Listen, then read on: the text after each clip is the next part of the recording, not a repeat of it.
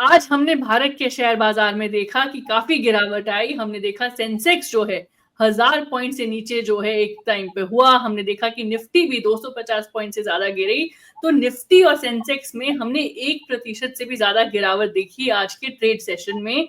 और एक्सपर्ट्स का ऐसा मानना है कि देखिए फेड पॉलिसी पर सबकी नजर है।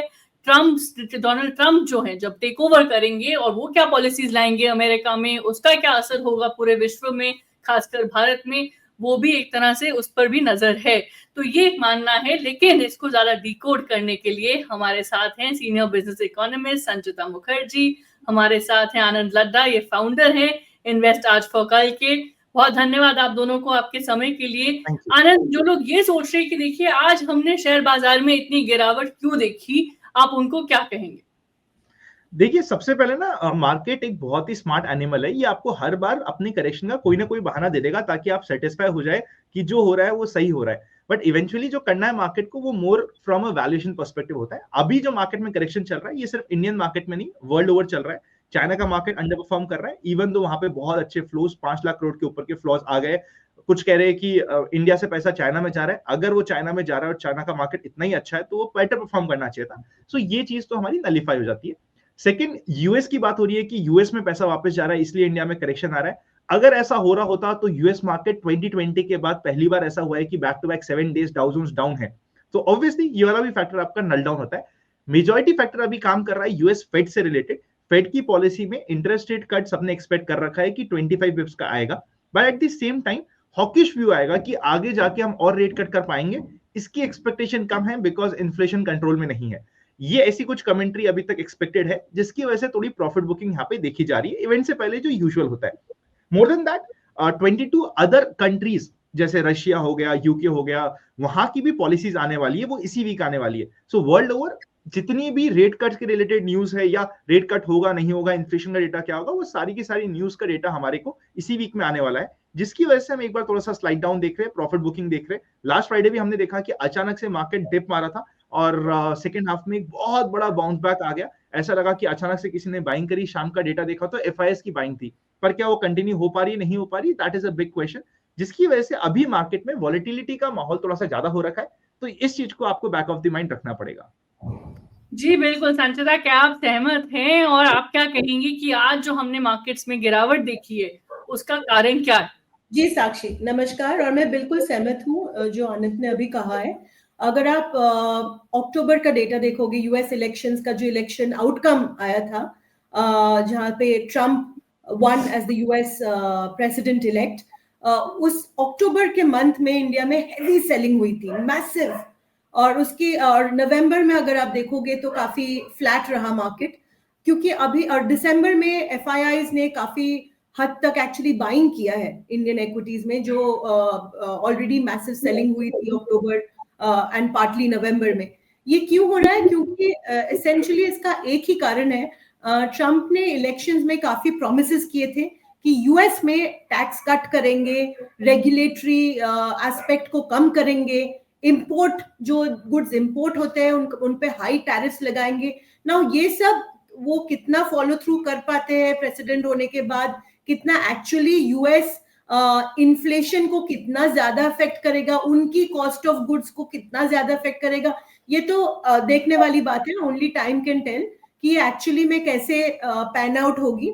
बट ये बात आनंद ने बिल्कुल सही कहा कि फेडरल रिजर्व जाते हुए इनटू 2025 वो कितने हद तक रेट कट्स और कर पाएंगे, क्योंकि अगर ट्रम्प की पॉलिसीज एक्चुअली में इन्फ्लेशनरी हुए, उनका ऑलरेडी यूएस काफी हद तक बहुत बड़ी डेट लेडन इकोनॉमी है, उनका डेट भी मैसिव है, राइट? तो वो डॉलर डेप्रिशिएट ना कर जाए। तो फेडरल रिजर्व को ये सब नजर अंदाज रखते हुए वो अभी अपना पॉलिसी निकालेंगे। इंडिया में जो हो रही है, जो मैसिव सेलिंग हुई थी अक्टूबर में और अभी दिसंबर में जितनी रिकवरी हुई थी, वो है क्योंकि इंडिया का जो फंडामेंटल्स है वो लॉन्ग टर्म से बहुत ही ज्यादा इंटैक्ट है।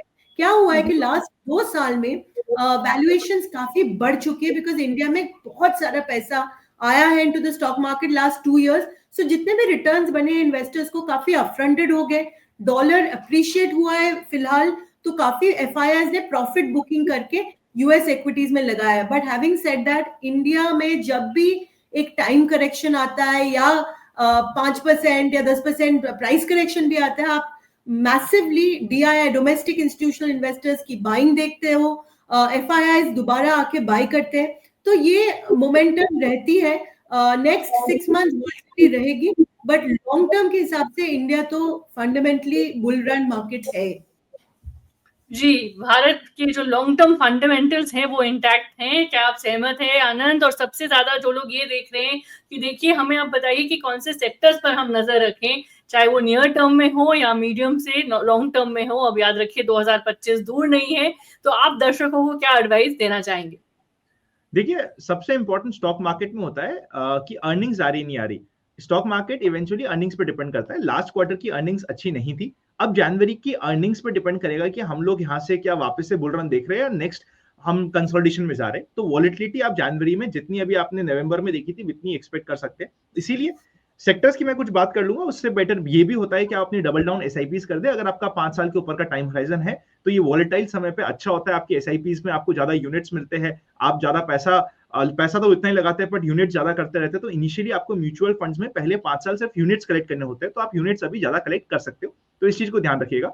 सेक्टर्स की बात करी जाए तो पहला सेक्टर, कुछ अलग सेक्टर्स की बात करते हैं। एक जो इंटरेस्टिंग स्पेस आ रखी है वो है जितनी भी स्टॉक मार्केट के रिलेटेड कंपनीज है, चाहे वो ब्रोकिंग हो चाहे म्यूचुअल फंड हाउसेस हो। बिकॉज अब इंडिया इवेंचुअली इन्वेस्ट करना स्टार्ट कर रहा है। अगर इंडिया इवेंचुअली इन्वेस्ट करेगा तो ऐसी कंपनीज में उनकी प्रॉफिटेबिलिटी, आज भी one of the biggest brokers के जस्ट नंबर आया है, वो भी लिस्टेड प्लेयर नहीं है बट वो नंबर्स बहुत ही इंटरेस्टिंग आए। रेवेन्यू अप हुआ है 45% से, पर प्रॉफिट अप हुआ है 89% से।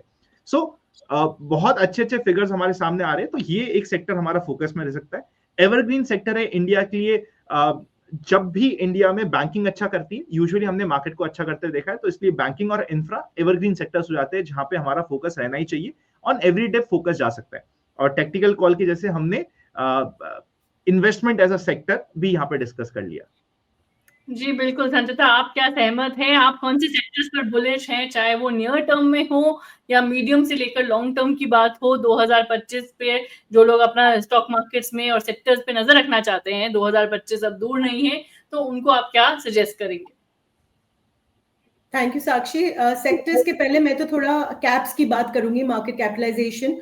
मेरे हिसाब से जो माइक्रो कैप सेगमेंट है वो बहुत ही ज्यादा ओवरवैल्यूड एंड फ्रॉथी लग रहा है।